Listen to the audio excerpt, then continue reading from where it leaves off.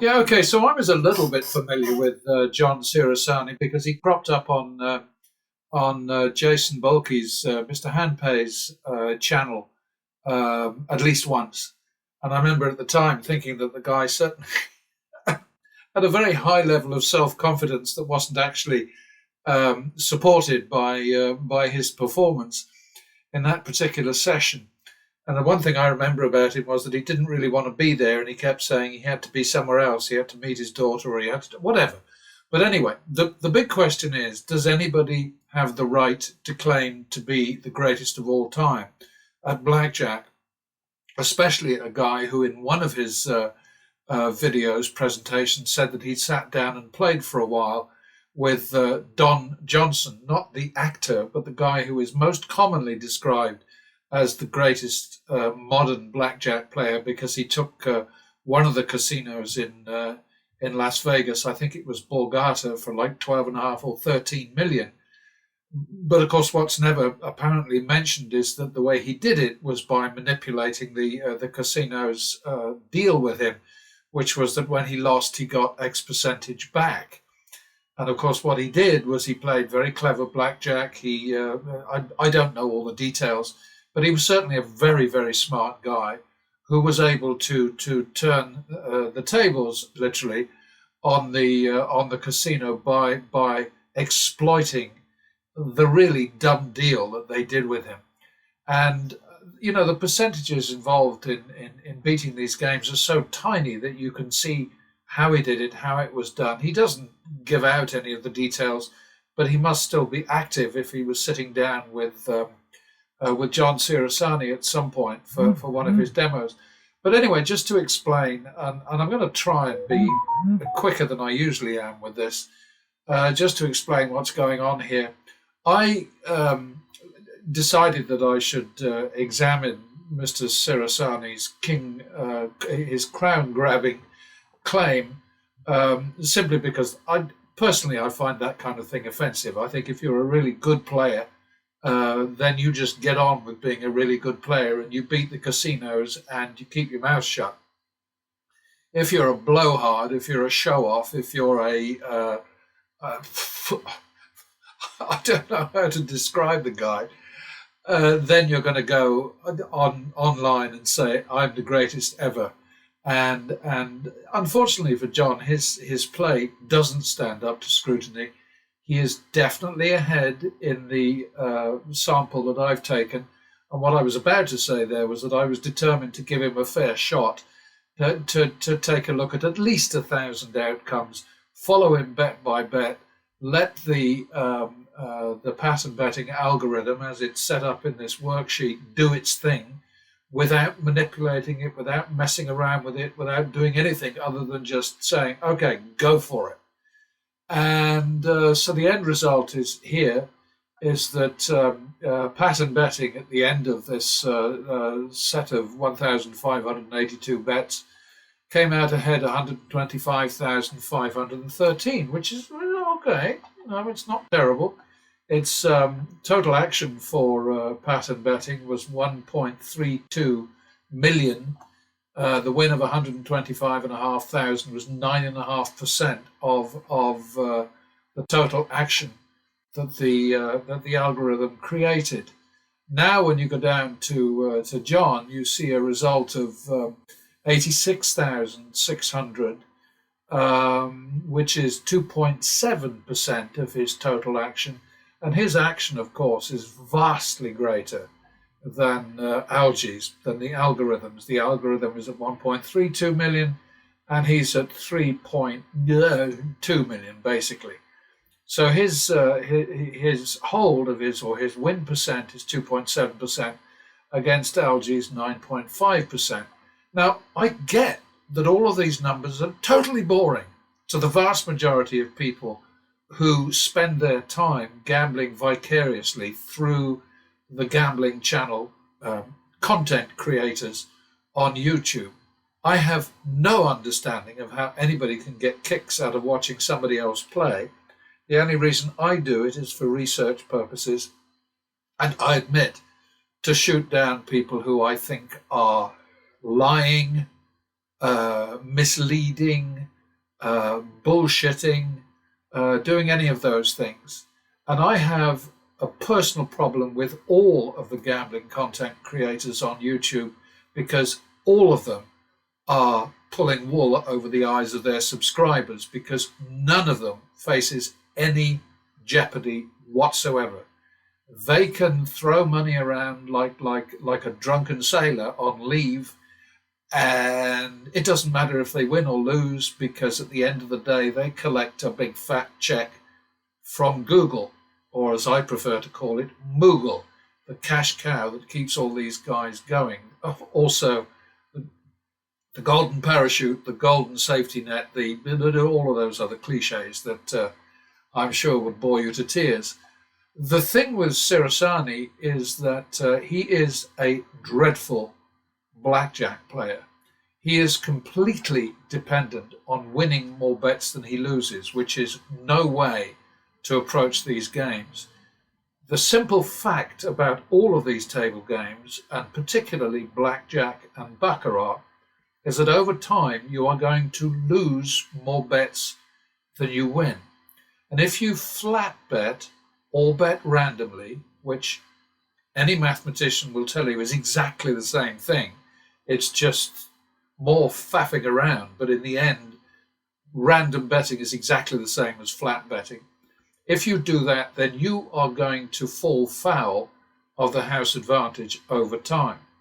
Now, the problem that I have with a lot of these guys is that they cherry pick. They don't tell us the total truth. They put up stuff that makes them look good. They throw in a few losing sessions so that they look a bit more real, a bit more kind of human, if you like, but they don't tell the whole story. Mr. Handpay, for example, Jason Bulkey, I'm never quite sure how to pronounce his last name. Maybe one day he'll tell me. Bulkey. He's developed a name for himself lately for being either a troublemaker, whistleblower.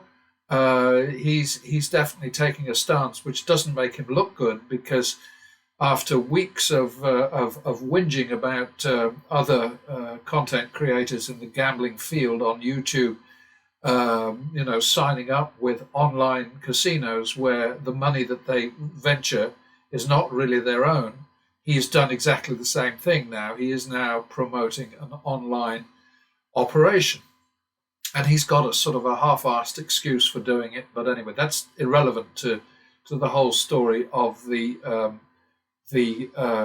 king of all blackjack players in America and possibly in the whole wide world, and his extremely tarnished, cracked, and about to be lost crown.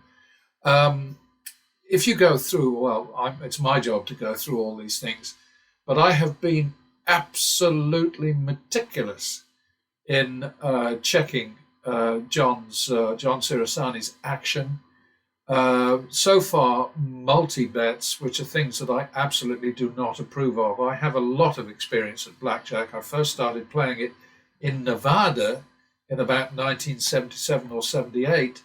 I started playing it in the UK when I knew it as pontoon. It's the same game.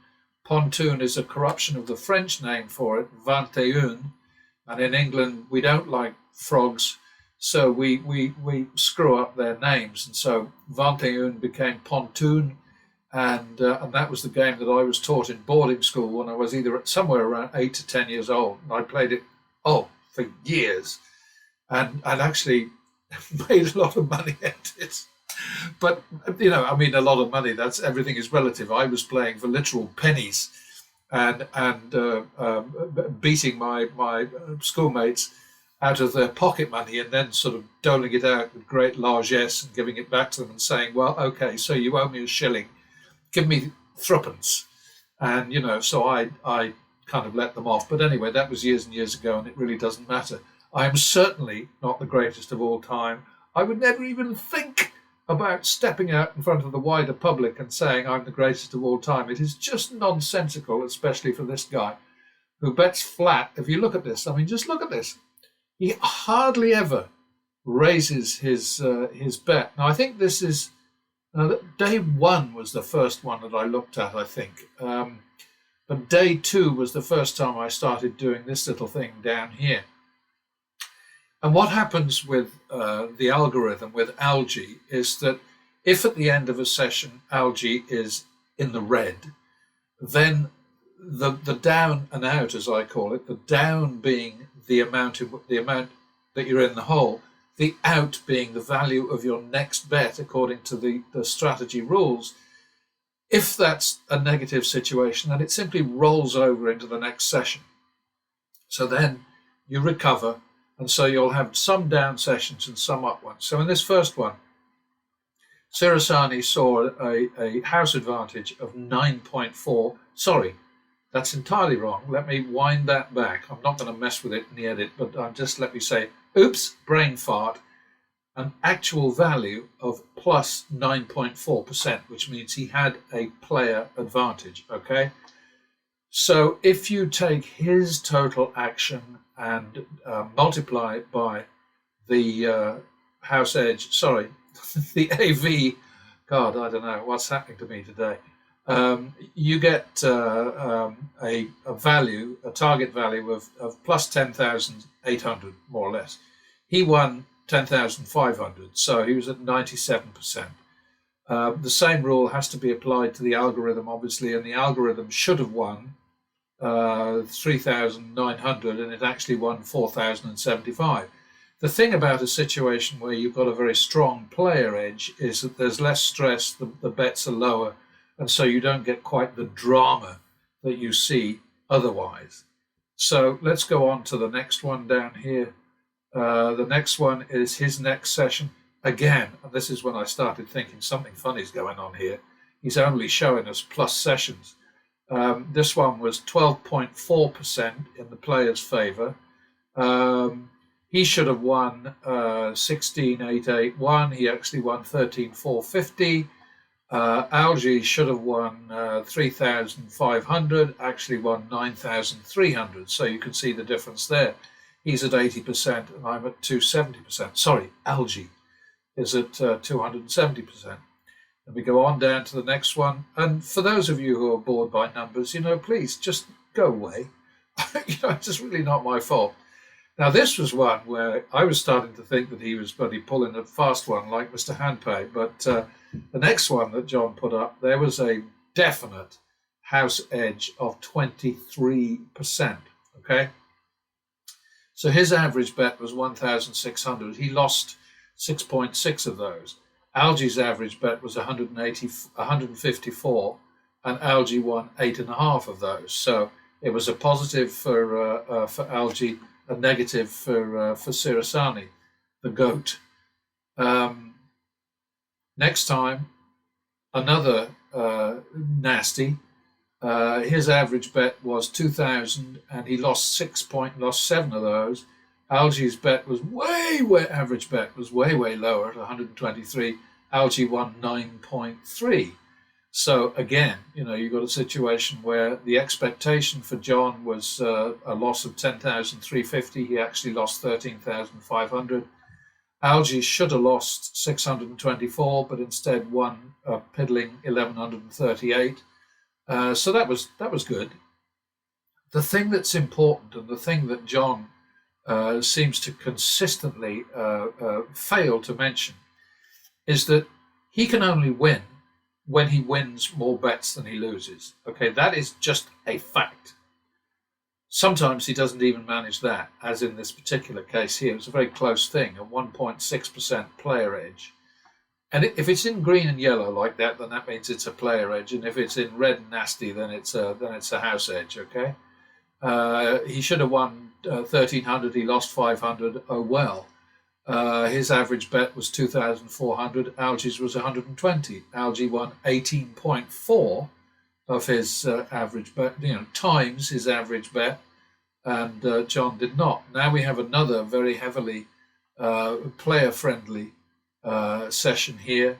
His average bet 26.74.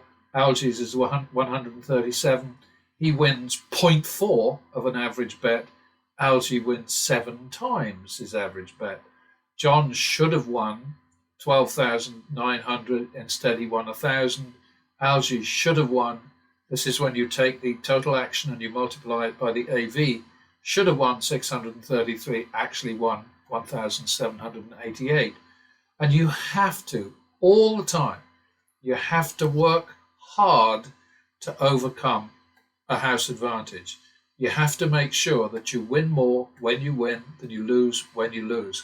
And people have trouble with that, and I'm very sorry for them. I can't help them. It's how it is. What can I say? I'll go back and deal with that. And I'm trying to be a bit faster with this, but it's difficult. I've taken on a guy who I think stuck his neck out to have his head chopped off. That's personally what I think. So just look at these things as we go down. You can stop them. You can doubt them. You can do whatever you want. It's entirely up to you. All I can do is show you real numbers, accurate numbers, and you can take it or leave it. Really, that's how it goes. Here he managed to do pretty well. His average bet was 5,022, and he won just a bit less than 2 of those. Algie's average bet was 190, and he won 1.6 of those. So that was a pretty tough sample there. A pretty tough. And then look at this. We come 37.1%. What? Good grief. And here Algie came up short. But what happens, of course, is everything rolls over the next time, and the picture changes. It's just how it has to be done. Oh, one of the things that Sarasani does, which I think is really quite strange, although maybe not that strange, he has these gorgeous, very well endowed girls hovering around him all the time. Sometimes he uses his daughter as a prop, which is fine. So long as she's happy with it. I'm sure she's not being forced into anything she doesn't like or doesn't want to do. But when she's not around, then ladies with extreme endowment float around in the background. This was a shitty one for everybody. This was a house edge of nearly 30%. Owie! John's average bet was less than Algie's for once. He lost 21 of his average bet, and Algie lost 3 of his. So there's a bit of a difference there. But this can go on and on. But I'm going to try to get to the bottom. I'm at 17 minutes now, which is a terrible thing. In column S here, what you're looking at is all of his extra bets that I think are ridiculous. They just don't work. At this point, for instance, line 1009, he had lost 29,250 on his multis, on his extra bets. They are a complete waste of time. They just sort of like, every so often you'll see somebody make a bloody fortune at them, but most of the time it's just bad news. And here you can see every so often a negative data set pops up, and that's good. There's another one, but it's only just a negative data set. You can see that John's average bet was 1370, 3310 for Algie. Algie won 7.6 times his average bet, and John won 8.8. So John should have lost 746, but he won 12,000. Algie should have lost 1,800, but instead won 25,300. So that obviously was a rollover situation. Coming back down again, you can see what the picture is, basically. You can slow these things up and look at them more closely, but I'm not going after this guy out of sort of personal animus or anything. I don't know him. All I know about him is that he talks way too much, but then I do too.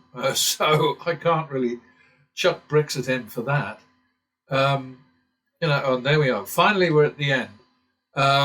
His multis. I always think of Dana White and some of the bad advice that he dished out. He was talking to a couple of guys who call themselves Two Bears, One Cave.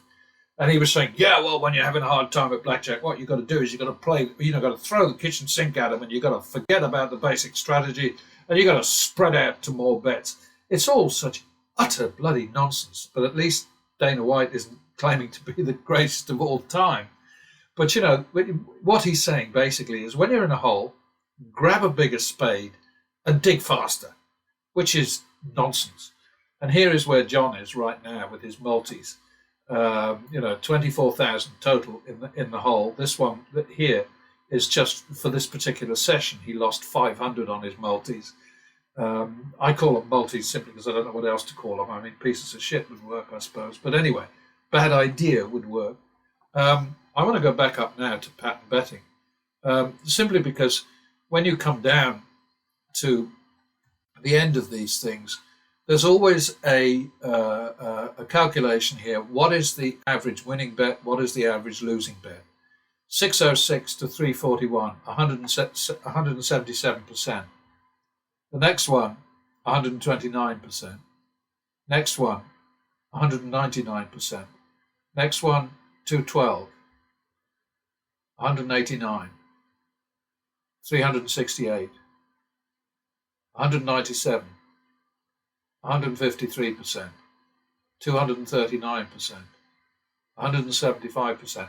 I mean, I just find it extraordinary that people don't understand that you must do it this way. You must bet this way if you want to beat these negative expectation games.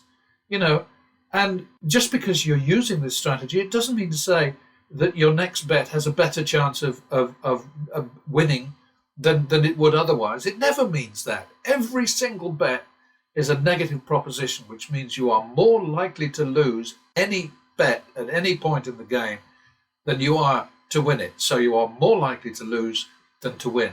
And you just have to work with that.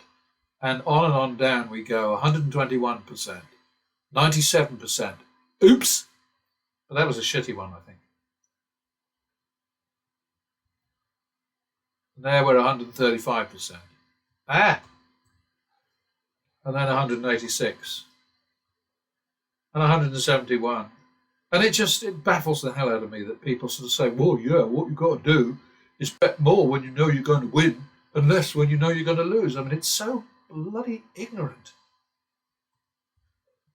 Stupido. 142. Is that the last one? No, not quite. That's 151%. That's 164%. There's 231%. I mean, like I always say to you folks, take it or leave it. It's entirely up to you. But I'm just telling you, John Sirasani is not the greatest of all time. He's not the greatest of the week, never mind of all time. But he thinks he is, and if his devoted followers believe him, then good luck. That's all I can say. Anyway, I'm gone now. Bye-bye.